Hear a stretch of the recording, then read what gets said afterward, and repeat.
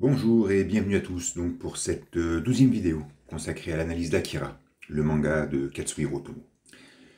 Donc comme toujours, si vous êtes nouveau à arriver donc dans cette analyse, je vous conseille de regarder les vidéos antérieures. C'est toujours très important afin d'avoir une vision un peu plus globale, on va dire, de ce qui est dit. Donc sur la vidéo antérieure, on s'est arrêté en gros sur 3 points.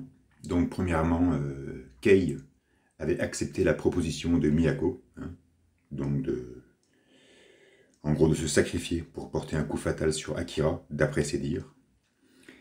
Tetsuo, donc après avoir fait son show sur la croûte lunaire, il avait commencé à muter. Et enfin Kaneda, qui était un peu perplexe sur les changements climatiques, et il doutait que ce soit son ancien pote qui était responsable de tout ça.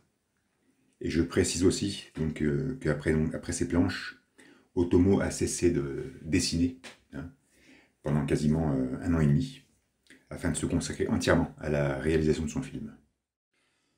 C'est donc le 11 novembre 1988, après 18 mois d'absence, qu'Akira retrouve les étagères des kiosques japonais.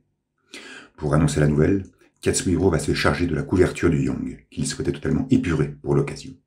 Pour ça, il va élaborer l'illustration qui, selon moi, est la plus magistrale de toute son œuvre, un Tetsuo baigné par une plénitude absolue. Enveloppé d'une monochromatie chaude et saturée, l'enfant nous révèle un front démesuré, une fermeté faciale déconcertante, une corporalité athlétique, une posture solennelle, mettant complètement en valeur son bras droit métallique, qui, nous le savons tous, porte gravé sur sa paume le numéro 41. Un visuel phénoménal, à la fois paisible et provoquant, qui présente un Tetsuo à la quintessence de son état, nous exposant, sans retenue, le caractère totalement atemporel de ce personnage fascinant. Et pour introduire cet épisode 88, Otomo esquisse une illustration sobre et élégante, nous montrant un Kaneda rejoignant d'un pas vif sa moto. Une image onctueusement tramée, enrobée de cette ombre si particulière qui, par une simple métaphore, confirme le retour de la BD sur la scène culturelle nippone. Et tout commence sur une vue envoûtante du quartier général. Le colonel observe ce récent bouleversement climatique. On le sent préoccupé, comme s'il prenait conscience que le temps lui était compté. Soudain, le scientifique l'interpelle pour le prévenir d'un problème grave. Quelqu'un tente de craquer les codes d'accès de Sol. Impossible de connaître la source, elle peut être américaine, soviétique ou chinoise. Mais le savant est unanime, il ne reste plus que quelques jours avant de céder intégralement le contrôle du satellite à une puissance étrangère. Le militaire confirme donc ses préoccupations, il n'a plus de temps à perdre. Il lui faut agir le plus rapidement qui soit. Il quitte le laboratoire d'un pas preste, le visage empli d'une détermination insondable. Plongé dans la profondeur de la nuit, le porte-avions devient l'arène d'une effervescence martiale. Depuis le ponton, un hélicoptère décolle, sous le regard avisé de l'amiral, et face à la consternation des scientifiques. À bord de l'engin, le chef d'unité donne les dernières directives à ses jeunes soldats. On sent clairement que ceci n'est pas un exercice, mais bel et bien une mission de la plus haute importance. Et dans un travelling opacifié par la pesanteur nocturne, nous nous retrouvons au temple de Miyako. Kaneda vient d'y faire son entrée et appelle Kei. Des moines lui apprennent qu'elle est avec la prêtresse en pleine cérémonie, et que toutes deux ne peuvent être dérangées. L'adolescent ne prend pas garde à ses requêtes, et se force un passage. Il est plutôt stressé. Sur la case suivante, nous voyons la jeune femme, plongée dans un bain vaporeux. Ses cheveux sont mouillés et son visage est un doux mélange entre mélancolie, tristesse et une paix intérieure profonde. Numéro 19 lui demande alors si elle est décidée. Kei se redresse. La vieille lui tend une serviette, tout en lui affirmant qu'elle ne peut rien promettre. La jeune femme se saisit du linge, regarde Miyako avec considération et, exhibant son corps vigoureux et intégralement nu, lui garantit qu'elle fera de son mieux. Son visage est devenu subitement un amalgame de sérénité, de conviction et d'une joie intérieure profonde. Proche du balcon principal, Kyoko et Masaru conversent et tâchent d'apporter des précisions sur cette présente cérémonie de purification. Au demeurant, on serait en droit de se demander si tout ceci n'est pas encore une mise en scène de Miyako, ou si réellement c'est une étape primordiale de son plan. D'ailleurs, la vieille fait son apparition, accompagnée par une Kei concentrée. Sa coiffe semble totalement disproportionnée. Il n'en demeure pas moins qu'elle est confiante, satisfaite de sa mise en scène, et se joint avec enthousiasme aux deux autres mutants. Cependant, Kaneda fait promptement intrusion dans l'arène. À son stress s'ajoute une colère évidente, due à la gêne que lui portent les moines présents ici même. Il souhaite demander à la prêtresse si cette récente tempête fut causée par Tetsuo, comme s'il était primordial pour sa petite conscience de mettre un coupable sur les événements actuels. Mais aucune réponse ne sera émise, démontrant très bien que la recherche d'un bouc émissaire n'a nulle raison d'être au sein d'une telle intrigue. Nous retrouvons ensuite Kei et Kaneda, conversant sur le balcon principal. Le jeune lui parle de son plan avec Joker et ses potes pour traquer Tetsuo. Miyako et les autres mutants s'éclipsent doucement de l'esplanade, préférant leur laisser une certaine intimité. L'adolescent est interloqué par cette soudaine quiétude. Kei, sous un regard profondément divagant, lui demande alors de rester avec elle jusqu'au petit matin. Une requête qui démontre très bien que la jeune femme est consciente que ce sera sûrement sa dernière nuit. Kaneda est surpris par une telle proposition. Il doit indéniablement se souvenir de tous ces remballements, de toutes ces injures, de toutes ces accusations, de toutes ces baffes, de tous ces vents dont il fut la victime dans le passé. Cependant, il se ressaisit et révèle une profonde jubilation, comme si sa savoureuse patience avait finalement porté ses fruits. Nos deux tourtereaux se dévisagent. Kei affiche un regard vide et invariant. Le jeune homme, lui, donne l'impression de s'être intégralement métamorphosé. Il exhibe un faciès méconnaissable, surmonté d'une pénétrante maturité. Le silence s'empare furtivement des lieux. La clarté du balcon contraste modérément avec les lueurs diaphanes de la nuit. L'adolescent s'approche, dépose sa main sur la joue droite de sa compagne. Cette dernière arbore un sourire salace. L'ombre de Kaneda recouvre lentement le visage de Kei. Leurs lèvres ne sont plus qu'à quelques centimètres l'une de l'autre. Un plan large nous donne l'impression qu'ils s'embrassent langoureusement. Mais il n'en est rien. Le jeune sursaute, contourne sa bouche d'une grimace corrosive et amère, se redresse, virevolte son torse. Quelque chose de bizarre est en train de se passer. Nul doute que la mémoire sensitive de Kaneda est très développée. Il doit repenser à cette soirée vécue dans le QG de l'armée, auprès d'une Kei alors manipulée par numéro 25. Elle dégage à cet instant précis la même froideur, la même impavidité, la même indifférence. Et Kaneda trouve cela bizarre. Il doute que Miyako soit derrière tout ça, et, au travers d'une tonalité ferme et ulcérée, demande à Kei des explications. Mais cette dernière reste silencieuse, livide, le regard statique. L'adolescent décide donc d'aller interroger la vieille. Mais c'est en le voyant partir avec fougue que la jeune femme l'interpelle. Elle va tout lui raconter. À ce même moment, dans une mise en scène expéditive et efficace, l'hélicoptère de l'armée américain pourfend l'atmosphère, laissant derrière lui ce faisceau de lumière si singulier. Les soldats, sans hésitation, se jettent dans le vide pour diluer leur masse dans les eaux salées de la baie. Tout se fait rapidement, et l'engin militaire édulcore sa silhouette dans une vue sépulcrale de Néo-Tokyo. « Catalyseur » crie alors Kaneda, écoutant le discours de Kei. Cette dernière lui explique que les mutants veulent se servir de cette faculté afin de ne faire qu'un avec elle et combattre Tetsuo.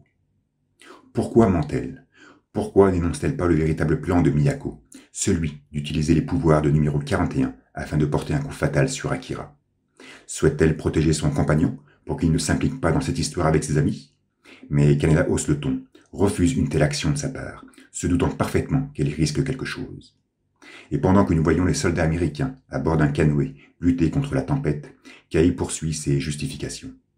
Elle semble même paraphraser le colonel en prétendant devoir arrêter Tetsuo avant qu'il ne devienne un nouvel Akira. Kaneda est fou de rage. Pourquoi les mutants ne se débrouillent-ils pas seuls? Et pourquoi cette tâche devrait-elle incomber à la jeune femme? Mais cette dernière, dans une posture calme et apaisante, lui révèle qu'en agissant de la sorte, elle se sent utile et qu'elle le fera pour ses amis morts et pour ceux qu'elle souhaite garder en vie. À l'écoute de ces mots, qui doivent le toucher personnellement, l'adolescent reste bouche bée. Mais il se ressaisit très vite et, démontrant une profonde animosité envers la vieille, s'apprête à quitter les lieux.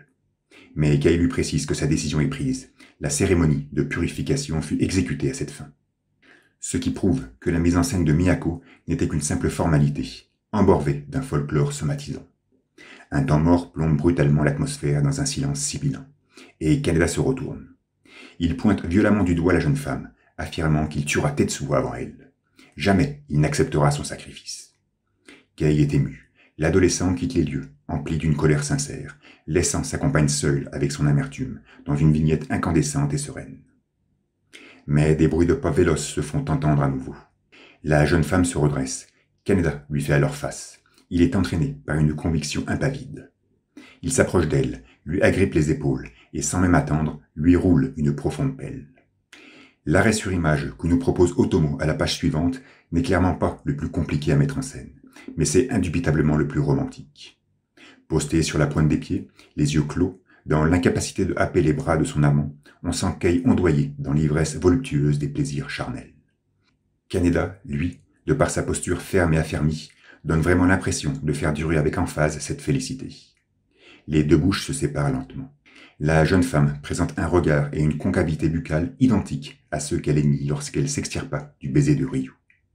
Fier de son acte, Kaneda lui promet que la prochaine fois, il restera toute la nuit avec elle. L'adolescent quitte le monastère. Kei demeure assise, de bonne humeur. Un sourire sincère s'extrait de ses lèvres lignifiées. Le déluge poursuit son avancée sur les berges de la capitale. De puissantes vagues submergent ce qui servit de planque à Akira, ses marches d'escalier et son trône impétueux, pour n'en faire que des ruines sous-marines. C'est comme si cette présence déferlante aqueuse n'avait pour but que de nettoyer la ville, de la lessiver dans son entièreté. En fait, si Akira dit lune durant le grand rassemblement, c'était sans nul doute par instinct de préservation, sans quoi il aurait dit terre, mais surtout pour combler son désir de décrasser notre monde, de le purifier. Après sa deuxième manifestation, qui détruisit Néo-Tokyo dans une mise en scène nihiliste, les eaux avaient recouvert les ruines de la cité, mais tout était très localisé dans l'espace. En perforant la Lune, le bouleversement des marées devient global et affecte ainsi toutes les mégalopoles côtières de la Terre. En dictant Lune, donc, depuis le stade olympique, numéro 28 était pleinement conscient de la dimension universelle de sa requête, semblant de ce fait préparer le terrain à la venue de cet événement qui changera la face du monde. À croire qu'Akira est toujours animé par cet objectif pour lequel il fut créé à la fin des années 70, cet objectif eugénique qui devait engendrer l'avènement d'une nouvelle humanité. Néo-Tokyo a beau porter ce nom, elle a en elle, tout comme le reste de notre planète, quelque chose de profondément vieux, sénescent, archaïque, périmé, qui nécessite une catharsis océanique pour évoluer vers des horizons plus cléments. Voilà pourquoi Akira prononce la lune aux oreilles d'un Tetsuo attentif, et que ce mot fut le premier qui sortit de sa bouche. Je n'y vois pas d'autre explication. Donc la catharsis suit son cours. La ville s'inonde de plus en plus, ne laissant visible que les faîtes des buildings décrépits. Plus à l'ouest, le stade olympique exhibe sa désintégration dans des lieux plus cléments. À l'intérieur, dans un hall bariolé de détails en décomposition, Akira dort paisiblement sur un moelleux canapé. Kaori l'observe d'un regard contemplatif. Elle semble heureuse. Finalement, la jeune fille était bel et bien ici durant le grand rassemblement, mais avait dû rester à l'écart pour ne pas perturber les projets de Migite. Ce dernier est d'ailleurs là pour superviser la couche du petit. Kaori l'interroge alors sur Tetsuo, et sur une planche, notre Golden Boy, profondément irrité, énumère les désastres. Une personne avec les organes déchiquetés, d'autres avec les membres arrachés, une convertie en tache sirupeuse sur le mur. Il n'y comprend plus rien. Numéro 41 est devenu complètement fou, et plus personne ne souhaite s'approcher de lui. Kaori quitte le hall et déambule dans les couloirs. Elle remarque que le vent a cessé. Elle y croise les sbires de l'Empire qui fredonnent la chansonnette. Dans une succession d'images glauques et morbides, on les voit nettoyer le revêtement couvert de sang et entasser dans un seau des restes humains. Maintenant, on appréhende mieux l'irritation de Migite et le désastre qui a pu se produire ici récemment. Cela en devient même incompréhensible. Kaori continue d'avancer, effrayé par cette vision cauchemardesque. L'odeur de putréfaction doit lui donner la nausée. On lui annonce que numéro 41 est au fond du couloir. Et la jeune fille poursuit son cheminement. Elle se rappelle alors des dires de Migite. Il est impératif de tranquilliser Tetsuo. Et une image monstrueuse nous le montre, posée sur un bloc de béton, baigné par une lumière qui concorde difficilement avec l'heure du moment, vu que nous sommes en pleine nuit. Mais cette photographie permet de jouer sur la trame en arrière-plan, offrant ainsi une profondeur de champ très agréable au regard. C'est la deuxième fois qu'Otomo nous présente ce type de composition, et l'impact visuel y est tout simplement phénoménal. Minuscule face aux débris qui l'entourent, Tetsuo, placé à la jonction des fuyantes, paraît d'ailleurs la seule entité visible. La caméra se rapproche, on dénote la courbure de son dos. Il a l'air d'avoir rajeuni. On pourrait presque entendre sa voix mièvre prononcer Kaori. Celle-ci est maintenant tout près, épouvantée par un splash sanguinolent qui tapisse le coin d'un mur.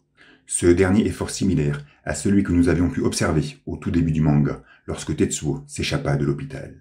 C'était en outre son premier massacre. Kaori reste pétrifié. Numéro 41 l'interpelle et, Affleurant un visage mêlant douceur et contemplation, il lui demande de venir. Un cadrage, serré cette fois-ci, nous montre l'adolescent dans son intégralité, toujours posé sur ce bloc de béton et baigné par cette candeur phosphorescente. Le sourire qui calligraphie son faciès est la manifestation tangible de sa joie ressentie par cette soudaine visite.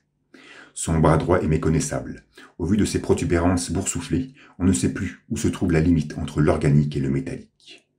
Mais le jeu de lumière est tellement bien maîtrisé que, noyé dans cette blancheur visuelle, il finit par totalement disparaître de l'image, entièrement dilué dans sa trame. On est donc en droit de se demander si ce bras est là ou n'est pas là, s'il appartient ou s'il n'appartient pas à Tetsuo. Déconcertant. L'adolescent tend sa main gauche tachetée de sang à Kaori, l'invitant à s'approcher. Mais la jeune fille est pétrifiée, car elle le voit. Elle le voit ce bras qu'elle osa bécoter avec conviction. Elle le voit même pour la première fois dans cet état, et ne doute nullement de son appartenance.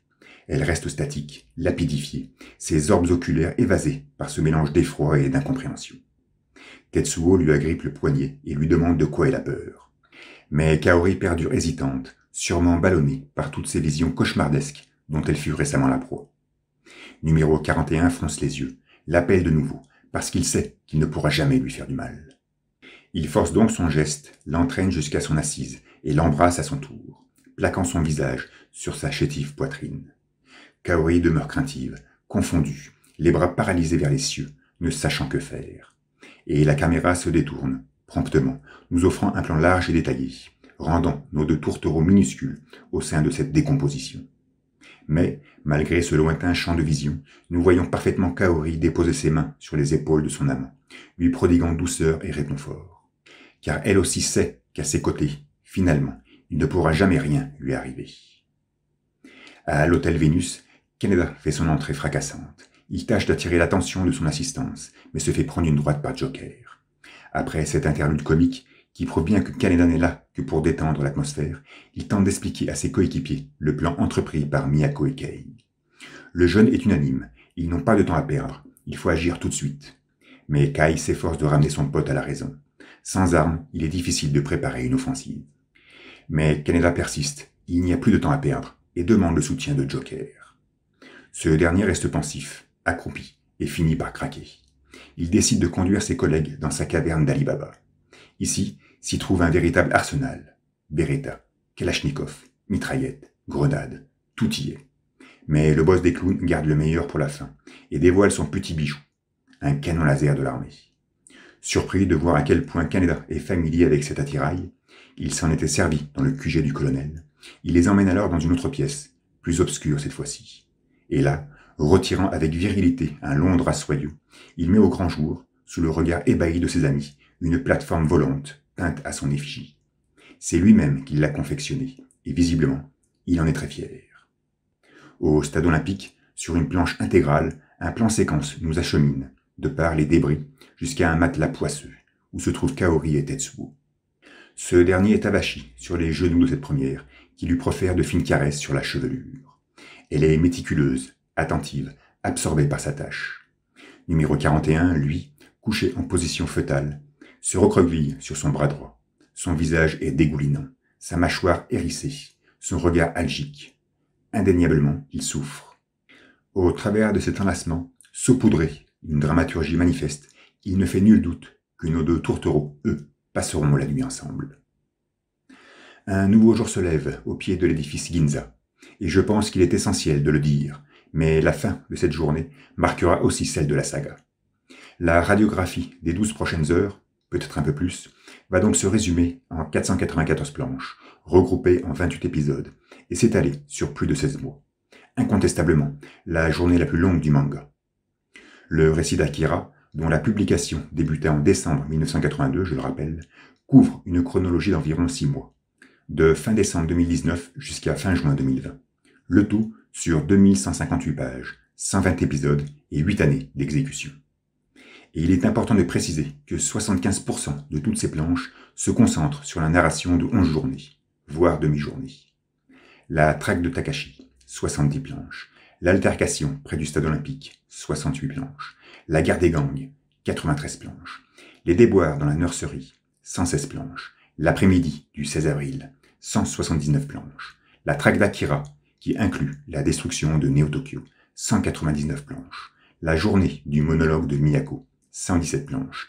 Les conflits au monastère, 141 planches. Le périple de Kei et du colonel jusqu'au QG, 102 planches. Le grand rassemblement, 88 planches. Et cette dernière journée, 494 planches.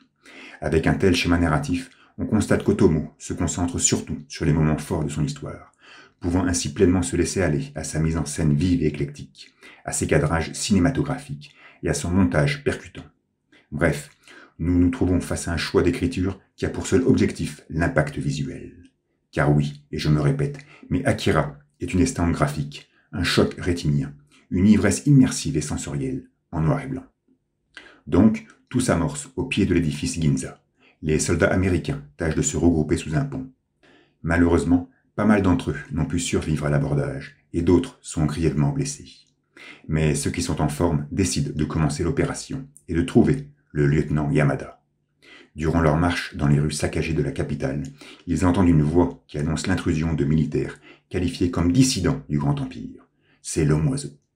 Toujours perché sur son bloc de béton, il affirme même que les ennemis sont venus ici pour tuer Akira, et qu'il faut impérativement les combattre. Depuis la ruelle, les soldats tâchent d'éliminer ce clabaudeur, mais leurs balles ne peuvent l'atteindre. C'est alors que des pas apparaissent à la base du bloc, et une silhouette opaque et véloce se précipite sur lui.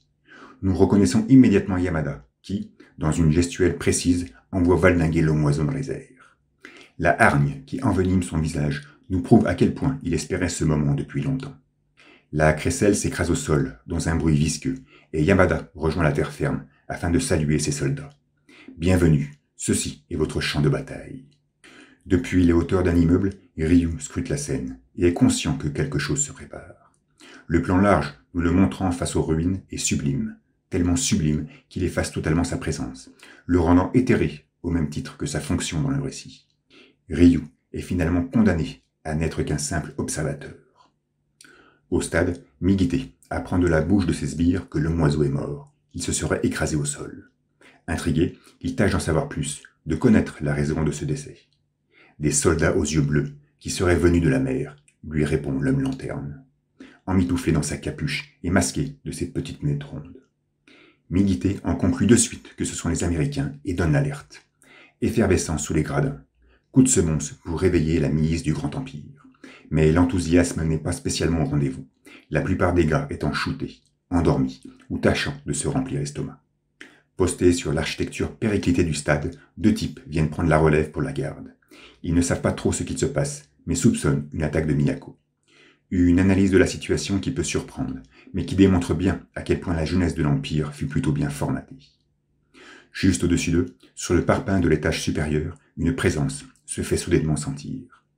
L'un des sbires observe l'horizon aux jumelles, s'imaginant que cela pourrait être l'ultime bataille, et des pas se hasardent alors, posément, face à eux. Son collègue, bien armé, est interloqué par cette avancée. Et dans une case succulente, le colonel se poste devant eux, noyé dans la pénombre, leur demandant, avec catégorie, où se trouve Tetsuo. Les deux jeunes restent tétanisés par cette incomprise venue. Le militaire n'est pas cet ennemi attendu. Mais cela confirme sa présence en ces lieux, et qu'il est, plus que jamais, dévoué à accomplir sa mission. Migite est fou de rage, il donne l'impression d'être totalement dépassé par les événements. Il rejoint deux pions qui font la garde près de la couche de Tetsuo, et demande à l'un d'eux d'aller chercher Kaori. Pourquoi donc Kaori? Que souhaite-t-il faire avec la jeune fille?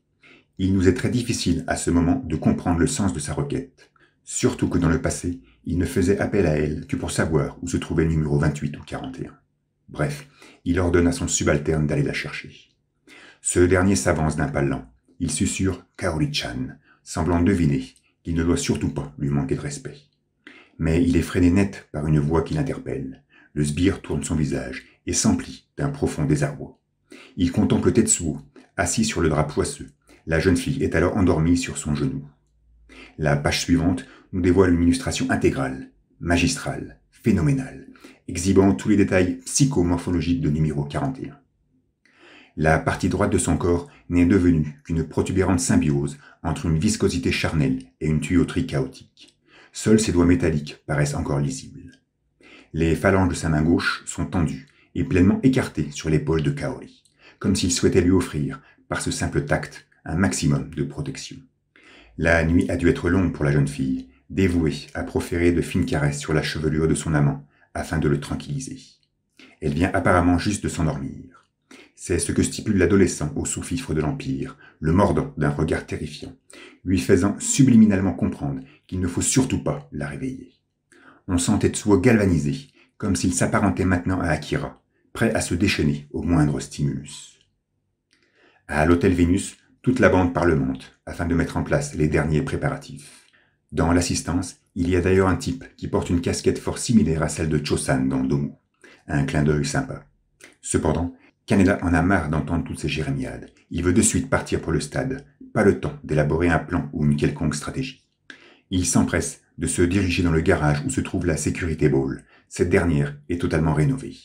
C'est vraiment impressionnant comment ces jeunes sont doués en mécanique. Faire une telle mise au point en si peu de temps est un véritable exploit. Bref, Kaneda pousse sa gueulante, obligeant à tout le monde de se bouger les fesses. Pendant ce temps, Joker entre dans une extase jouissive gargantuesque, en mettant en marche sa plateforme volante.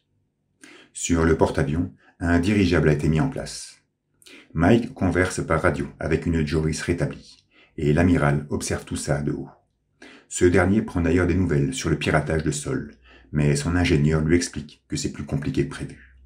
Le militaire contemple alors le dehors, et semble envahi d'une réelle préoccupation.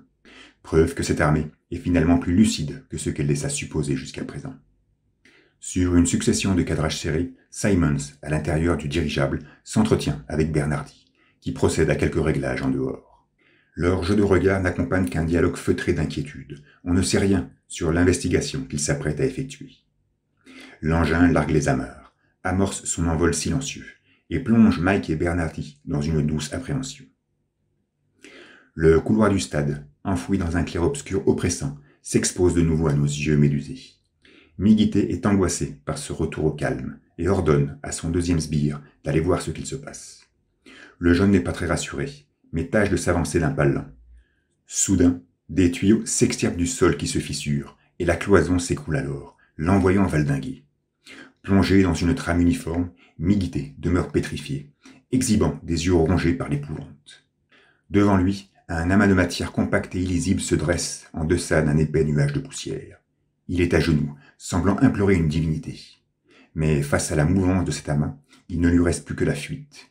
Un pan du stade s'écroule alors de nouveau, dans un bruit sourd et corrosif. Légèrement en retrait, le colonel remarque ce dôme de poudre et s'interroge. Et c'est maintenant à son tour d'être surpris par cette fluctuation tubulaire.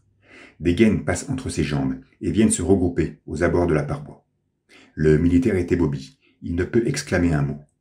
Il observe ces tuyaux se conglomérer dans la confusion pour finalement prendre, dans une harmonie kabbalistique, la forme de Tetsuo. L'adolescent est de nouveau matérialisé. Son corps semble être sous perfusion. L'arabesque de ses yeux prouve qu'il n'y comprend rien. Le colonel reste médusé. À peine pourra-t-il mentionner le nom de son jeune poulain. La dernière fois qu'ils se virent, c'était aux portes de la chambre cryogénique, juste avant le réveil d'Akira. Mais quel stimulus provoqua ce soudain déchaînement de numéro 41 ? Je doute que ce soit l'approche des sbires de l'Empire jusqu'à sa couche qui causa ce désastre. Cela demeure trop insignifiant, même s'il ne fallait surtout pas extraire Kaori de son profond sommeil. Son surgissement face au colonel nous démontre qu'il sentit parfaitement sa présence, normale. Mais je ne pense pas que Tetsuo ait de la rancœur envers le militaire, qui fut comme un père adoptif pour lui. Non, s'il en veut à quelqu'un, c'est à cette science, bien plus qu'à cette armée qui la manipule à sa guise. D'ailleurs, Tetsuo ne porte aucune importance au colonel, il ne le regarde même pas, mais s'embourbe plutôt dans un spasme algique et déplorable. Une vignette convulsive nous le montre, apprêtant fermement un tuyau, les yeux emplis d'une haine viscérale, pointant ses pupilles meurtries sur la flotte navale et sur cette science insouciante. Il se dégénère alors de nouveau, laissant le militaire seul, statique, la commande du satellite sol, bien pressé dans sa main droite. Il a clairement été pris au dépourvu et n'a pu activer le dispositif. De son côté, Migite poursuit sa fuite. Il est désespéré et se demande réellement quoi faire. Incontestablement, la situation lui échappe. Dehors, l'armée américaine est présente dans les lieux. Yamada observe aux jumelles les successives déflagrations et se questionne. Avec ses soldats, il pénètre silencieusement à l'intérieur du stade. L'image du couloir effrité, dilué dans une trame ombrageuse, nous donne vraiment l'impression qu'il s'immisce tout droit dans l'inconnu. Un Tetsuo en pleine composition pour esthétiser la page titre de l'épisode 93, sorti dans Young Magazine le 20 février 1989. Une scène que nous avions déjà contemplée au chapitre antérieur, mais qui nous est ici présentée avec plus de précision, tant au niveau morphologique que psycho-affectif. Je me souviens encore de la planche introductive de l'épisode 14, publiée il y a près de 6 ans, nous montrant un Tetsuo beau, intense et quintessentiel. Je ne sais pas si pour cette présente illustration, nous pouvons user des mêmes qualificatifs, mais il n'empêche que l'intensité est toujours très palpable.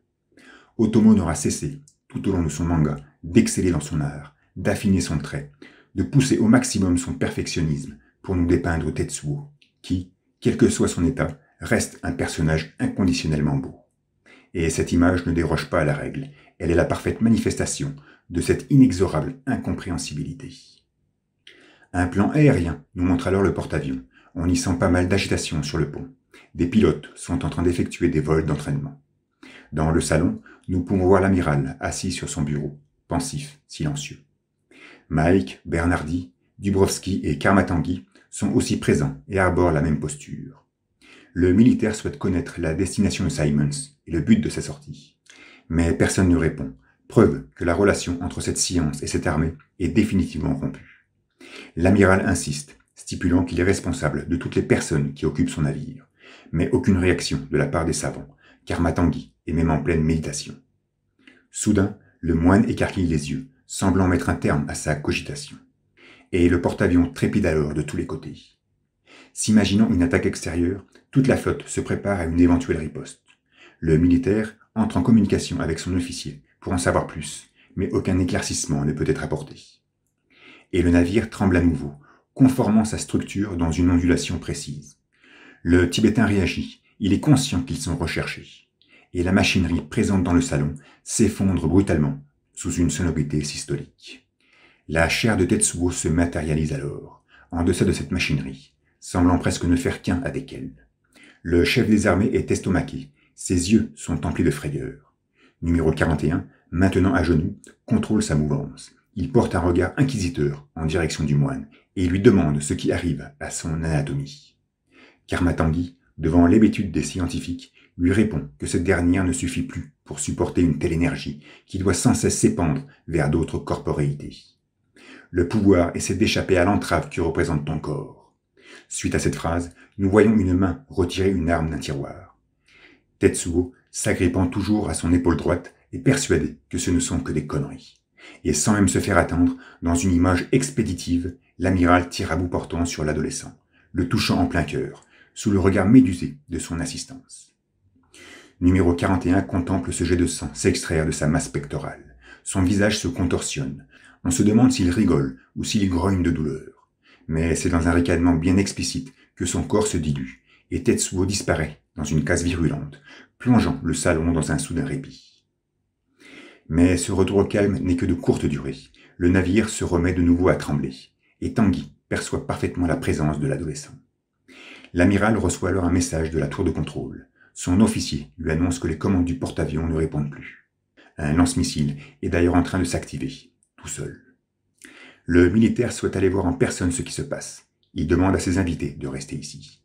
Une fois sorti de la pièce, son corps se sclérose. Il est englouti dans un couloir boursouflé et semble faire face à la triste réalité. Tetsuo possède l'entièreté de son navire et une roquette vient de se propulser d'elle-même. Montant toujours plus haut dans les cieux, le missile explose en plein vol et génère un embrasement colossal devant la flotte. Un dôme de fumée, opaque et lourd, s'élève alors depuis les eaux calmes de la baie. Noyé dans cette soudaine candeur et accompagné par ces katakana qui lui sont maintenant propres, Tetsuo s'extirpe du pont. Il est relié à cette éternelle tubulure. La photographie est tellement précise que l'on parvient sans peine à sentir cette chaleur vaporeuse ondoyer autour de sa personne. Tout près de là, proche de la flotte aérienne, les officiers observent la scène avec étonnement. Numéro 41 est debout. Ses orbes oculaires sont complètement dilatés. Il arbore un sourire sincère. Au loin, apparaissent les 2 VF-9 partis en entraînement. Les pilotes ne peuvent entrer en communication avec le porte-avions. L'amiral, de son côté, parvient à rejoindre la tour principale et se retrouve maintenant témoin de cette perte totale de contrôle. Les 2 chasseurs arrivent près du navire. Tetsuo est aux aguets et une double page magnifique, sauf alors à nous. Dans cette présente composition, nous ne sentons pas la force que dégageaient les arrêts sur image qu'élabora tant de fois Otomo. Tout le contraire, ici, nous faisons face à une cinétique continuelle. Celle du VF9, qui arbore un dégradé propre à sa vitesse. Celle de numéro 41 et sa torsion, amplifiée par cette tuyauterie capricieuse. Celle de la caméra et son suivi de mouvement, qui se fait ressentir au travers de cette trame rayée. À vrai dire, la seule entité qui paraît figée dans le temps, c'est le pilote qui semble avoir remarqué la présence de l'adolescent sur le navire. Bref, tout s'accélère par la suite. Tetsuo fixe des yeux le VF9 qui ne ralentit pas d'un pouce. Il s'imagine que ces avions de guerre ont Neo-Tokyo pour destination et souhaite les intercepter. Il disparaît alors du pont sous le regard médusé de l'amiral qui ne veut qu'une chose, anéantir ce monstre. Les deux pilotes s'éloignent de la flotte.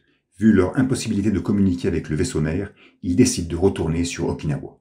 Mais dans une case lumineuse et lénifiante, Tetsuo apparaît, soudainement, face au bimotor et s'accroche à sa carlingue.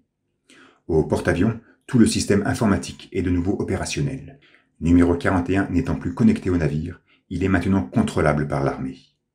L'agitation est grande dans la tour principale. Otomo aligne les vignettes réduites et riches en dialogue afin d'accentuer cette effervescence. Scrutant ce qu'il se passe dans les airs, un officier remarque que la carrosserie d'un des VF9 est en train de s'éroder. L'amiral prend les jumelles, observe à son tour et y voit Tetsuo, rongeant toujours plus le fuselage. Dans un excès de colère, il ordonne à ses hommes d'envoyer tous les missiles inimaginables sur cet avion et de le détruire au plus vite. Son adjoint lui fait comprendre qu'un de leurs compatriotes est à bord. Mais peu importe, il faut pulvériser ce chasseur, l'éradiquer. Il assume l'entière responsabilité de cette décision. Dans les airs, Tetsuo semble ricaner. Le pilote du VF9 est plongé dans un stress flagrant. Il ne peut plus contrôler son engin. Soudain, 3 missiles exhibent leur fumée dans ce ciel incandescent. Et une succession d'images tramées nous montre les frégates alentours envoyer des torpilles à tout va. Sous le regard désabusé de l'aviateur, le chasseur est touché une première fois. La verrière s'ouvre. Tetsuo est agrippé à la carlingue. Puis il est touché une deuxième fois, infligeant plus de dégâts. Le pilote ne peut apparemment pas s'éjecter. Tetsuo semble maintenant dominer l'engin. Et, dans une illustration incomparable, il pointe sa trajectoire en direction du porte-avions, tel un kamikaze, comme s'il menait sa propre guerre contre l'armée américaine. L'ivresse est saisissante. Il est incroyable de voir comment Otomo est capable, sans aucune ligne concentrique, mais juste avec un cadrage approprié, de nous morfondre dans une vertigineuse célérité. Depuis la tour de contrôle, tous constatent la chute fatale du chasseur, et un missile s'expulse alors de son aile intacte. Le projectile percute avec violence le porte-avions, détruisant l'antenne principale, dans une explosion sourde et opaque. L'amiral est totalement désabusé. Son visage n'est qu'un résumé d'effroi et de consternation face à ce désastre ici présent. Mais il réagit très vite, ordonnant à ses hommes de pilonner cet engin et d'en terminer définitivement avec lui. Sur le porte-avions, un incendie met en déroute tout l'équipage. Au-delà de l'épaisse fumée, une silhouette se fait alors sentir. Des pas filiformes s'amortissent au sol. Et Kei, dans une somptueuse contre-plongée, étale sa posture, avec grâce et éloquence. Ses cheveux ballottés par une fine brise, elle nous révèle cependant un regard empli de fermeté. L'armée poursuit son pilonnage, envoyant des missiles à tout va. Tous se dirigent vers cet avion manipulé par Tetsuo. Une case véloce nous le montre, dominant l'engin, avec à ses côtés le pilote rongé par l'affolement. À la vue de cette vignette, on a presque envie de sourire, tant la situation est pathétique. Mais la tension est telle que l'on ne peut que se laisser drainer par ce vertige d'absurdité. Le VF9 poursuit sa chute, évitant toutes les torpilles. Il ne se trouve plus qu'à une centaine de mètres du navire. Les hommes d'équipage observent son approche avec panique, dans une image contrastée et contractée. Dévoilant un regard ulcéré, numéro 41 est comme rongé par la folie, emporté par ce vent divin, totalement dévoué à gagner cette guerre. Et c'est quelques secondes avant le crash attendu, dans un jeu de vignettes furtives, qu'il remarque la jeune femme immobile sur le pont. L'explosion est assourdissante, elle endommage la tour de contrôle, met à terre l'amiral et ses adjoints, pousse les soldats à s'éloigner du désastre. Kei se déplace nonchalamment, pleinement maîtresse de sa personne, et se poste face à ce brasillement. Tetsuo apparaît au loin, s'extrait calmement de l'amas turbulent, et, montrant un visage émietté par ses bouleversements, apostrophe la jeune femme. Cette dernière reste concentrée. On peut entendre résonner dans sa tête la voix de Miyako, qui prend alors conscience de l'état déplorable de numéro 41. L'adolescent sent la présence de la vieille et s'en trouve flatté, mais il passe très vite à l'offensive et envoie des missiles sur Kei, visant de ce fait directement la prêtresse. Ceci nous montre bien à quel point il en veut à cette dernière, à son habileté rhétorique et à sa lucidité narrative. Au travers de ses discours métaphysiques et irréels, celle-ci a fait de celui-ci ce qu'il n'a jamais souhaité être, et Tetsuo en est pleinement conscient. La jeune femme se retourne, posément, elle démontre son inquiétude à mener un combat dans un endroit aussi peuplé. Mais, soudainement enveloppée par de la tuyauterie, elle panique de se trouver immobilisée. Miyako lui demande de se calmer. Numéro 41 ricane. Les projectiles poursuivent leur course dans une scène haletante. La jeune femme est prise au piège.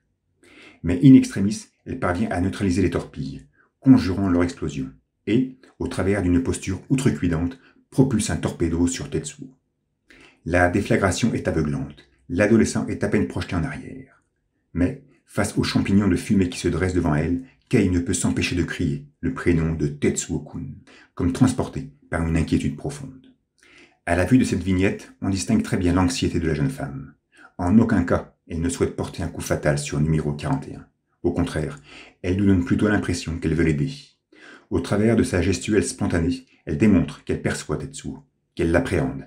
Elle semble même discerner les affres qui le cannibalisent. Si Otomo désirait nous raconter l'histoire d'une bande de gamins confrontés à un problème qu'ils ne pouvaient saisir, Kei est cette personne qui est pleinement conscient de cette incompréhension, qui l'assume et qui fera sans cesse preuve d'impartialité, d'équité, de neutralité pour amoindrir son assujettissement. Et face à cette incompréhension que représente Tetsuo, on sent la jeune femme plus propice à dialoguer avec cette dernière plutôt qu'à l'éradiquer. De tous les protagonistes du manga, Kei est la seule qui se soit frottée à tout le monde. Elle a fréquenté Ryu, Nezu, Chiyoko, le colonel, Yamagata, Kai et Kaneda. Elle a côtoyé Miyako, Takashi, Masaru, Kyoko, Tetsuo, Akira ou Migite. Elle n'a jamais vu Joker ni Kaori, mais ça, on peut lui pardonner. En fait, seul Tetsuo a une envergure relationnelle plus considérable, mais peu importe. Elle les a tous vus, elle leur a tous parlé. S'il y a une personne qui doit posséder une pleine connaissance du récit, c'est incontestablement elle. Et durant ce même récit, elle aura toujours su faire preuve de clairvoyance dans ses jugements, de recul dans ses interprétations, de modération dans ses analyses. Toujours, elle aura su faire preuve de ce que l'on peut communément appeler ouverture d'esprit. Jamais Kei ne s'est laissé emporter par le fanatisme mimétique, qu'il soit religieux ou politique. Jamais elle n'a sombré dans la facilité intellective. Jamais elle ne s'est déviée de sa quête de compréhension. Et cette vignette, ultra banale, balayée par un timide contre-jour et calligraphiée de 3 kanji, dévoile toute la grandeur de ce personnage, toute son humanité, toute sa beauté sensitive. Kei veut appréhender Tetsuo, l'aider, mais non le tuer. Miyako tâche de tranquilliser sa disciple et lui déclare qu'à ce niveau, numéro 41 ne peut mourir. L'épaisse fumée se dissipe alors, et Tetsuo réapparaît, le corps totalement délabré, comme brûlé au 3e degré. Ce spectacle est visuellement exécrable, et Kei s'en trouve profondément affecté. Mais Miyako, encore une fois, lui demande de se calmer, de ne pas détourner son regard et de faire front à cette expérience détestable. Tetsuo, malgré son apparat, arbore un sourire malicieux et éjecte la carcasse du VF-9 sur la jeune femme. Cette dernière, enveloppée par la tuyauterie, ne peut se libérer. Et l'avion de chasse poursuit sa course, sous une sentence de numéro 41 qui semble être directement dédiée à la prêtresse. Meurs. La carlingue déchiquetée est maintenant face à Kei. Elle s'écroule au sol avec fracas et, sous le regard médusé de Tetsuo, la jeune femme parvient à s'échapper. De nouveau baigné par le silence de sa solitude, l'adolescent perd l'équilibre, s'agrippe le front et s'affaisse sur la tôle de l'engin, supportant ses souffrances corporelles. Nous nous retrouvons alors instantanément dans le cloître de Miyako, avec ce bas-relief si singulier en tache de fond. Kei ouvre subitement les yeux, comme s'il venait de s'extraire d'un soudain cauchemar. Elle est entourée des 3 autres mutants, et Miyako lui demande si elle va bien. Au regard de sa posture, on comprend tout de suite que la jeune femme ne se trouvait pas physiquement sur le porte-avions, mais qu'elle s'y était télétransportée mentalement. Elle est d'ailleurs encore sous le choc de son épreuve. La prêtresse lui explique que c'est normal, parce qu'elle n'a pas effacé sa conscience, contrairement à la dernière fois. Cette futile précision est assez perturbante, car à aucun moment nous ne vîmes nos protagonistes effectuer une telle expérience dans le passé. Les seules fois où Miyako se frotta à Kei, c'était, d'une part, lorsque cette dernière reçut les soins de cette première et de ses mains séniles et contractées à son retour du QG. Là-bas, elle avait été victime d'une violente attaque du colosse de l'Empire, et peut-être que pour la soigner, numéro 19 avait dû gommer une partie de sa conscience. D'autre part, lors du bain purificateur, nous avions remarqué que le visage de Kay était passé d'un doux mélange de mélancolie, de tristesse et de paix à un amalgame de sérénité, de conviction et de joie intérieure. Cette transition de l'un à l'autre fut-elle possible grâce à un effacement de sa conscience ? Ceci prouverait finalement que cette mise en scène orchestrée par la prêtresse avait un véritable objectif de purification. Diluer le passé de Kay pour pleinement la préparer à ce futur combat. Bref, encore des subtilités de la vieille qui ne sont là que pour nous embrouiller. Ceci dit, l'important, selon les mots de Masaru, c'est d'avoir maintenant une idée plus définie sur l'état de Tetsu. Mais Kay reste perplexe, elle s'est laissée envahir par ses émotions. Miyako lui précise que les prochaines confrontations seront réelles et qu'elle devra apprendre sur le terrain. La jeune femme offre un regard absorbé. Mais une voix ferme se fait soudainement entendre. C'est Chiyoko, criant le nom de son amie. Kay se lève immédiatement et sort du cloître, le visage rayonnant d'un sourire sincère. Sur 2 cases taciturnes, les 2 compagnes s'approchent l'une de l'autre et s'embrassent langoureusement. Obasan, les yeux fermés, affiche une joie toute maternelle d'enlacer son amie, qui se morfond littéralement sur sa poitrine. Nos 3 mutants se retrouvent de nouveau seuls, dans un mutisme évangélique. Masaru fait part de ses doutes sur la réussite de leur entreprise. Mais numéro 19 se veut rassurante. Elle a pleinement confiance en la jeunesse de Kay. Dans les couloirs, les 2 femmes s'éloignent pour converser un instant, tranquillement. Chiyoko va beaucoup mieux, ce qui rassure son amie, même si elle ne démontre sa joie qu'au travers d'un visage mélancolique. Obasan semble être au courant de l'imminente bataille qui se prépare, de ses enjeux, et Kay lui confirme les faits et arbore ce même profil élégiaque. Cependant, elle se veut apaisante et affirme à son aîné que tout ira bien, lui demandant par la même occasion d'aider Kaneda et les autres. Mais la tonalité de ces mots ne trompe pas Chiyoko, qui est pleinement consciente du futur sacrifice. Dans un contrôle de soi-même exemplaire, Obasan prend la parole et ordonne à sa compagne de ne pas mourir. Elle prolonge même son discours, l'agrippant de ses bras musclés, lui postulant que son tour viendra. « Tu vivras et auras des enfants. » Kay change de faciès et arbore un verre à son jouement. Elle lui répond par l'affirmative, comme si elle le lui promettait, et se jette sur son corps afin de fortement l'enlacer. Cette présente embrassade est troublante. Si nous la mettons en relation avec celle, toute récente, effectuée par Tetsuo sur Kaori, on pourrait presque en conclure que, finalement, Kay est un personnage traumatisé, plus bouleversée que bouleversante, et sans nul doute en manque d'affection. À l'extérieur, des roues de moto couinent sur le bitume effrité. La banderole des clowns ondule sous la vitesse capricieuse. Une vue calfeutrée sur les ruines majestueuses de la ville nous dévoile une avenue serpentine, d'où s'extrait de sa convexité une absence de trame poussiéreuse. La bande de Kaneda s'expose alors face à nous, dans une mise en scène parfaitement chorégraphiée, où le jeune, au centre de l'image, mène sa troupe depuis sa Security Ball customisée. Dans les airs, Joker est sur sa plateforme volante et essaie d'en gérer les commandes. Par-delà les gratte-ciel en décomposition, il y remarque le stade olympique. À l'intérieur du complexe, le bruit des mitraillettes est perceptible. Les soldats de l'Empire tâchent de faire front, mais ils sont implacablement exécutés par l'armée américaine. Yamada ordonne de cesser le feu. Au vu des cadavres qui jonchent à leurs pieds, on s'imagine le carnage déjà bien amorcé. Il fait alors comprendre à ses compagnons que la cible est Akira, et tous poursuivent leur avancée. Mais une silhouette se présente au fond du couloir. C'est l'homme lanterne. Le lieutenant met en garde ses soldats. Il sent ce présent personnage très différent des autres. Celui-ci prend d'ailleurs la parole et énonce qu'il veut venger la mort de l'homme-oiseau. Sans plus attendre, les Américains décident de faire feu et cribles de balles se sous-fifrent de l'Empire. Mais au-delà de l'épaisse fumée, dans une image atrocement fabuleuse, ce dernier reste sur pied et tend son bras droit pour exhiber une main qui soudainement s'agrippe au vide. L'un des soldats est touché, son cœur semble avoir cessé de battre, et, sous l'effarement de ses compagnons, il s'écroule à terre. L'homme lanterne, le poing serré, expose alors un visage mêlant fermeté et satisfaction. Il est impressionnant, en même pas 10 apparitions, comment ce personnage a su imposer sa prestance. Son code vestimentaire, ses petites lunettes rondes, sa stature, son aura mystérieuse, autant de détails qui nous obligent au respect et à la fascination. Dans le hall principal, Akira est toujours englouti dans son profond sommeil. À côté de lui, Migite dénote sa contrariété. Il ronchonne. C'est lui, après le cataclysme, qui avait récupéré le jeune enfant mêlé aux débris et qui le hissa au rang d'empereur. Et il se remémore alors de tout ce chemin accompli, pour finalement en arriver là, à une débâcle évidente et imparable. Même si nous supposions déjà que notre Golden Boy était l'instigateur de toute cette farce politique, cela nous est maintenant clairement confirmé par ses propres mots. Soudain, le sol se met à trembler. Un bruit sourd se fait entendre, générant l'effritement des murs et la stupeur de Migite. Mais quand ce dernier se retourne, il fait face à un Akira éveillé, agenouillé, embelli de son regard mystérieux et déconcertant. Ses récentes secousses l'ont décidément extirpé de son sommeil. Au même moment, Kaori se réveille à son tour, comme s'il était corrélé au jeune môme, ou sensible à ses trémulations. Elle se redresse, nomme Tetsuo, et se surprend de se voir entourée de décombres, alors qu'elle s'était endormie sur les cuisses de son amant, dans un lieu parfaitement clos et hermétique. Cela prouve bien que numéro 41 l'avait profondément protégée durant sa dernière mutation en ces lieux. La fille se lève, contemple le désastre et s'interroge.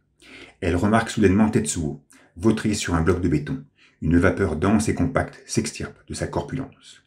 On comprend donc que ce récent tremblement fut causé par sa survenue, et Akira en fut étrangement perturbé.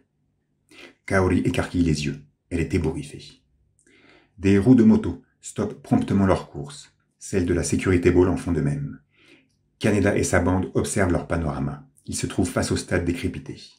Sans se faire attendre, l'adolescent pousse son cri de guerre, et tous nos jeunes, dans une mise en scène chevaleresque, s'incrustent au cœur de l'arène sportive. L'épisode 96, sorti dans les pages de Young Magazine le 3 avril 1989, marque aussi la fin du 5e tome de luxe du manga, qui sera publié par la Kodansha le 11 décembre 1990. Ce volume s'intitule Kai2, développant parfaitement ce personnage avec ses prises de décision unanimes. Pour la première de couverture, Otomo nous élabore un Tetsuo impétueux, emmitouflé dans sa tuyauterie et dominé par une émeraude de froideur. À la vue de l'arrière-plan, on comprend tout de suite qu'il se trouve dans le porte-avions américain. Et son regard, qui pointe catégoriquement vers l'objectif, dévoile une aura accusatrice des plus explicites. Un visuel splendide et singulier, qu'Otomo avait dans un premier temps imaginé sous des tons chauds, à l'instar de la couverture du Young. Mais il opta pour ce deuxième résultat, évitant ainsi une répétition redondante. Pour la couverture cartonnée, Katsuhiro va réutiliser la page titre de l'épisode 72 et l'aquareller d'une dominante verte. Pas d'illustration originale donc pour ce présent tome, ce qui pourrait nous laisser penser qu'Otomo, à cette époque, devait être très occupé. Voilà donc pour cette 12e vidéo consacrée à l'analyse d'Akira. Je vous remercie infiniment d'avoir suivi jusqu'au bout. J'espère que ça vous a plu. Comme d'hab, n'hésitez pas à liker, à commenter et à partager, ça fait très plaisir. Voilà donc la 13e vidéo qui va donc introduire le 6e tome, le 6e et le dernier tome du manga. Donc je pense qu'elle sortira d'ici 15 jours, 3 semaines. Voilà. Dans tous les cas, merci encore. Prenez soin de vous et je vous dis à la prochaine. Ciao.